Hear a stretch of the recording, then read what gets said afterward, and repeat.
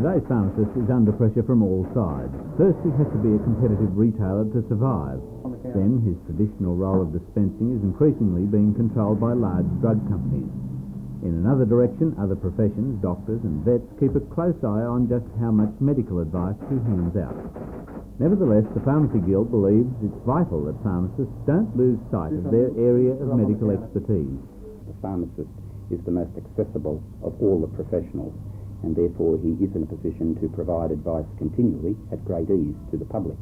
Now, if the pharmacist chooses to make the best of that role, there is a very important position in the future.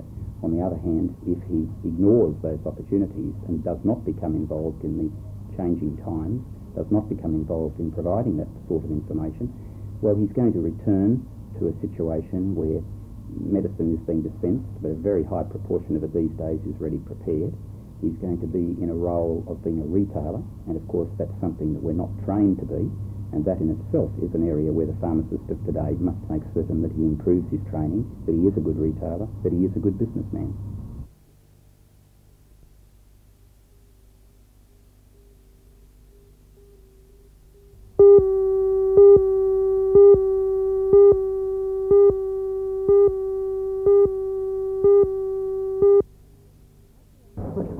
After only 3 weeks of therapy at the William Lyon Hospital, the Lord Mayor has accomplished a great deal.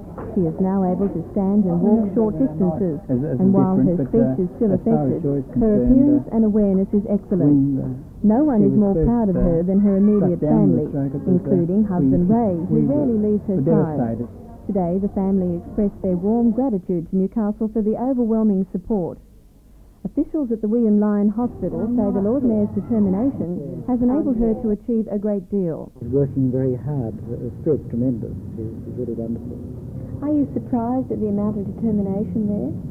I don't think I'm surprised. I mean, she's a very strong character. And Joy is undergoing speech therapy and treatment for muscles affected by the paralysis, but it is still difficult to determine how long she will remain in hospital. Still, there's very little chance she will be left alone. Her children and grandchildren are making the most of the time they missed when Joy was in public life. And after weeks of strain, the family is now beginning to see the light at the end of the tunnel. Well, we're really amazed at the progress she's made, and I know that this is through the efforts of the hospital. We're very grateful for the wonderful things that have been done for her, both at Royal and here, since she's been having the intensive therapy that she's been received. We've never been involved with people involved with strokes, and I understand everyone is different, but as far as Joy is concerned, when she was first struck down with a stroke, it was we were devastated, and to see her now, we're really pleased. Ray, perhaps what Newcastle wants to know, have you at all been able to consider the future? I think we're leaving the main concern of the future to Joy when she will be able to make it herself, I'm sure, in the near future.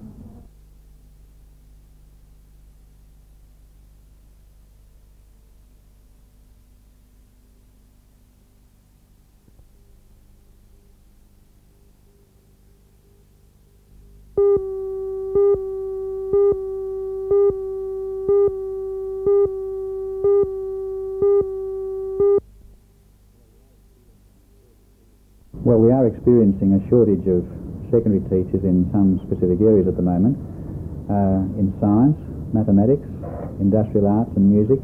In particular, we're finding it difficult in some parts of the state to fill our present vacancies. Fortunately, in the Hunter region, we don't have any real problems, but in the western and southwestern suburbs of Sydney and in some of the more remote areas of the state, we are having difficulty in those areas. The course proposed by the department is approximately 10 weeks in duration, but it normally takes 1 or 2 years for a primary teacher to convert his or her qualifications to the secondary level. Do you think the 10 weeks course will be long enough? Yes, in this specific instance, I think it'll be okay. I agree with you that it normally takes much longer than 10 weeks, but we already have primary teachers with special interest in mathematics who are teaching Year 6 children, and I don't think it'll take very long to prepare them to be able to extend their teaching to Year 7 and, say, Year 8. Is there any guarantee that the teachers that have done the short course won't be taking HSC classes? I would find it most surprising if anyone suggested that they would go into a high school and take HSC classes. I would think that junior mathematics and junior science would be the appropriate places for them initially.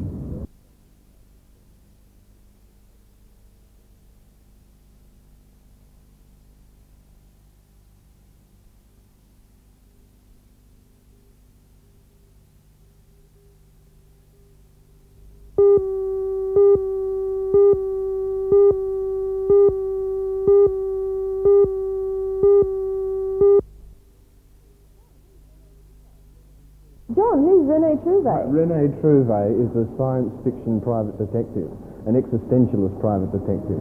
He searches for the truth of the world. When he answers the phone, he says, Trouvé investigations, I search, therefore I find. John, is this your vision of the world? Is it my vision? Well, it's not actually a vision of the world, it's a comment on the world, really. It's a comment between materialism and I suppose spiritualism, you know. I mean, there's a great link between this and the previous play, Christian Brothers, which is something to do with the soul, which is something to do with, you know, the spirit, where the world is going spiritually, I suppose. Yeah. John, when did you write this play? I wrote it in 1978.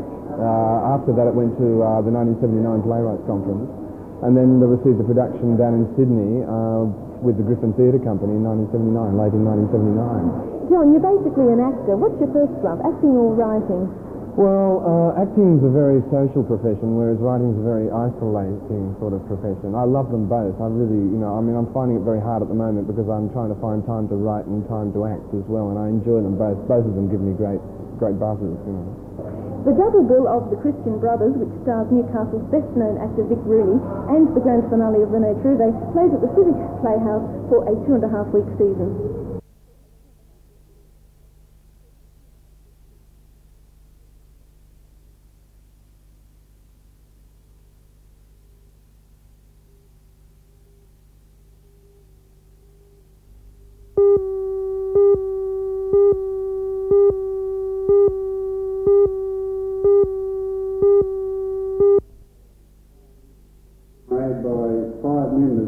About 700 people attended the ceremony held at the Belmont 16-foot Sailing Club. Certificates and awards were presented to more than 300 students by the guest of honour, Dr. Sandra Humphrey. In his address, the college principal, Mr. Ken Field, indicated a bright future for the Belmont College. He says that enrolments are expected to increase significantly next year and again in 1985, when the new welding facility and multi-purpose building currently under construction are completed.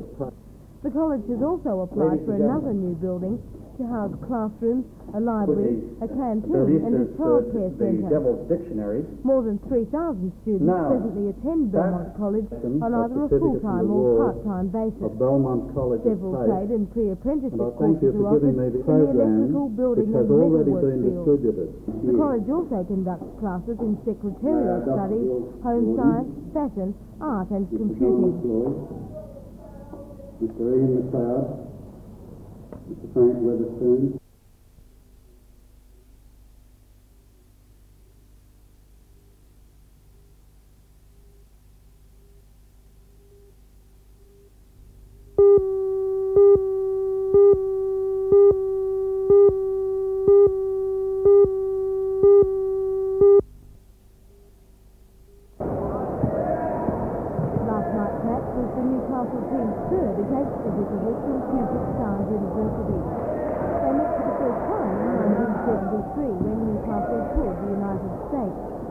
Newcastle was defeated, as it was again in 1980, when Puget Sound played here. Last night, the Falcons were given a chance to even up the score. Their victory, however, was a narrow one. From start to finish, it was a close game, although Newcastle did manage to maintain a slight lead in the early stages. At half-time, the score was 49-46 in favour of the Falcons. But throughout the second half, it was anyone's match, and at full-time, the teams were locked in a 100-all draw. Extra time was called, and that finished in another draw, 114 all. In the second round of extra time, Southend went all out to finish with a score of 130 against the visitors' 126.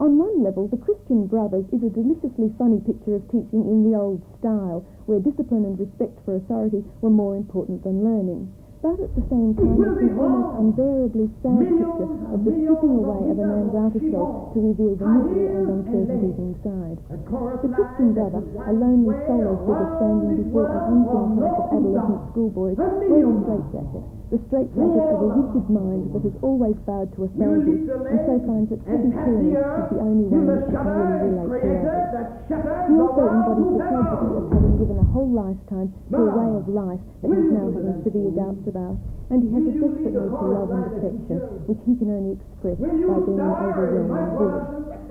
Director Brent McGregor and actor Vic Rooney haven't really got the right balance yet between the laughter and deep sadness that this marvellous play needs to bring out all the light and shame. The production really is too funny and too broad at times, and it doesn't shock enough where it should. And I feel that Mr. Rooney sometimes shies away from showing naked emotion. But still, there are moments of great power in a play that shouldn't be missed. The other half of the bill, the grand finale of René Trouvé, is described as a light soufflé. Well, on last night's showing, I'm afraid it was a soufflé gone regrettably flat.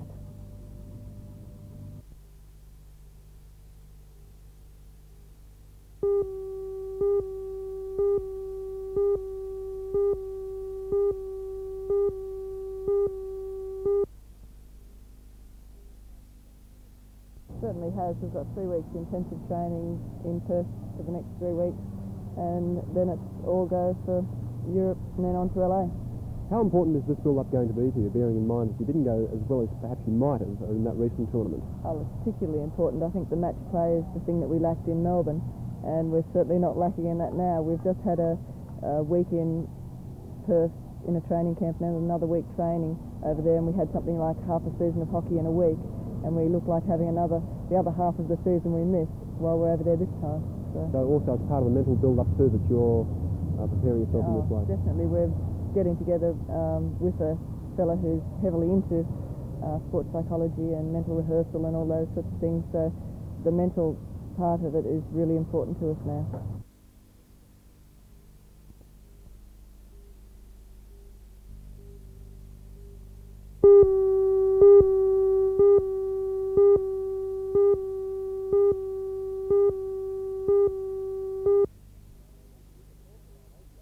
I speak, of course, of our local athletes chosen to represent Australia in the Los Angeles Olympics and the Disabled Olympics in England. In the City Hall, Deputy Lord Mayor Alderman Geddes, fellow aldermen and local sporting body representatives joined in an official send-off to the athletes.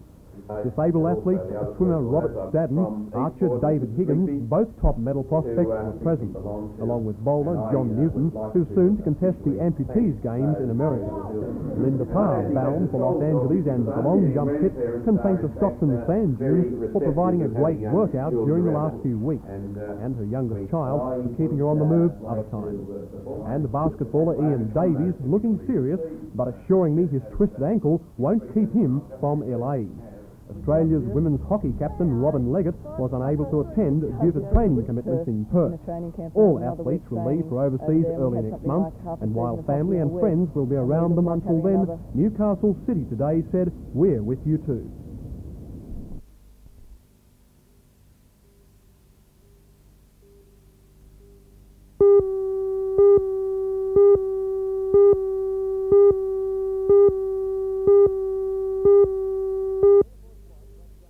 When Air Force One touched down at Shannon Airport, even the sunny weather seemed to be cooperating for the start of the President's Irish visit, designed to be part sentiment and part election year politics.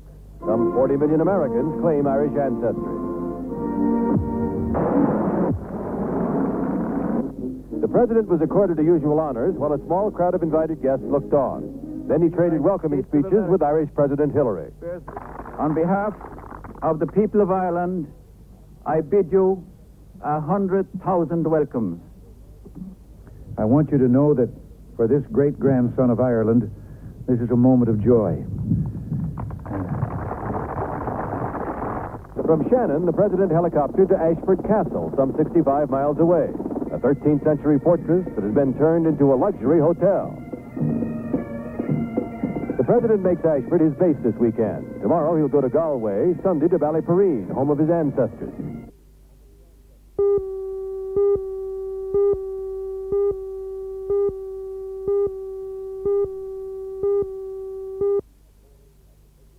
A coalition of religious, anti-nuclear, and various left-wing activists have been organizing opposition to the Reagan trip for weeks now. While there is widespread opposition here to the sighting of U.S. nuclear missiles in Europe, most of the anti-Reagan feeling in this country comes from what is perceived to be America's misadventures in Latin America and the Third World, especially support of right-wing dictatorships. Galway Bishop Eamon Casey won't demonstrate, but he also won't appear at a function honoring the president. It is a golden opportunity in this way to say very, very strongly how we feel about his foreign policy.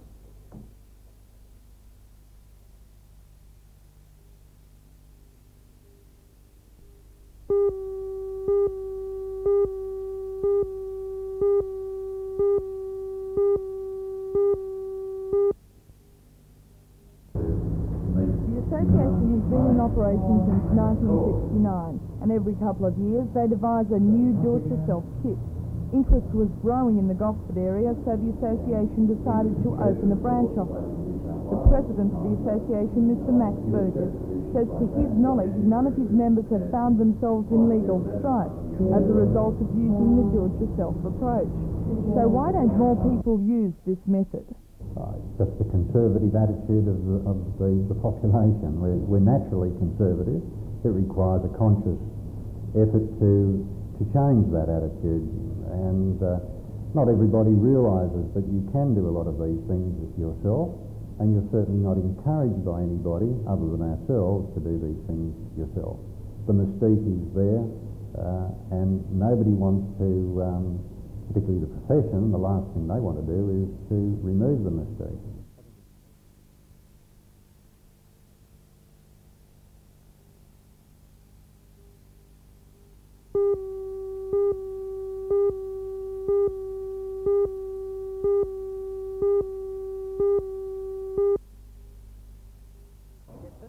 It was a good, hard-fought 102-91 win over the Bankstown Bruins of Sydney.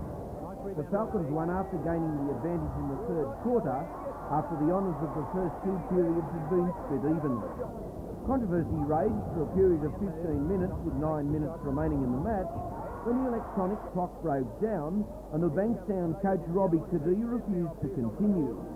NBN technicians saved the Bruins from being disqualified. The Falcons face West Adelaide in 2 weeks' time. It's a match that will be dubbed the Battle of Broadmeadow after an earlier fiery clash in Adelaide. This afternoon, the Hunters virtually grabbed a playoff spot in the South Eastern League with a 129-84 win over the Dandenong Rangers from Melbourne. After a slow start, the Hunters scored 42 points to 10 in the third quarter, and the result was beyond doubt. Larry Davidson, Stuart McAway and Buster Matheny top scored for the locals. They have 6 matches to play.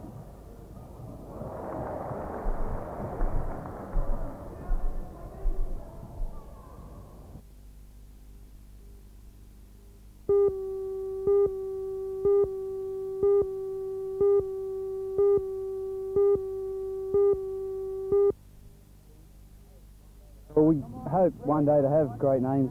This year our side has won our last 3 games and we could go on to big and better things. Well, Norm Wilkinson, I see, is well known for coaching schoolboy sides. He's given you a hand this year too, and he's a former student of the school. Yes, he's been a great asset to our side, as well as Johnny Arthur, our assistant coach also. They've taught myself and the team a great deal. And got them dedicated a bit over there. Phil, you've got Copeland College from the ACT as your next opponent, and they're pretty confident. They're flying up the play, so. Yeah, well, they'll be hard, but we've been watching we watched their last game on video, and we think that we've got the team that can beat them. You've certainly got a bit of size in the forwards, and apparently by the training anyway, some speed and ability. Yeah, we've got a tough forward pack with a lot of players that haven't played the game before. We've got Doug Warm, which is one of our best players, playing on the wing, and he's very hard running and strong, big asset. You'll be pretty proud of wearing that jumper. That's the first test jumper of Clive Churchill, a former student of the school. Oh yes, great on it. Yes, great on it. You'll have to take it home, but you're not going to. Yeah, I wish I could.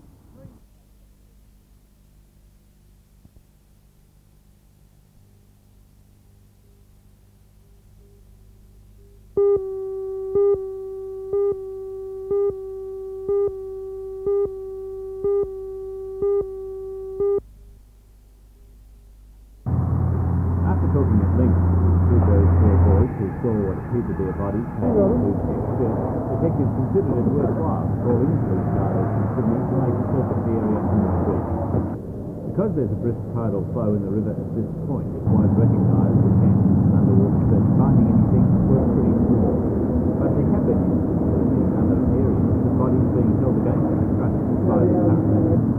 Working in pairs from their rubber boat moored up to the bridge. Take your shoes on, mate. That wasn't a very good move. Found nothing. Police have not been notified of anyone missing locally, but they have asked if anyone is concerned about the absence of a neighbour to contact Mayfield detectives.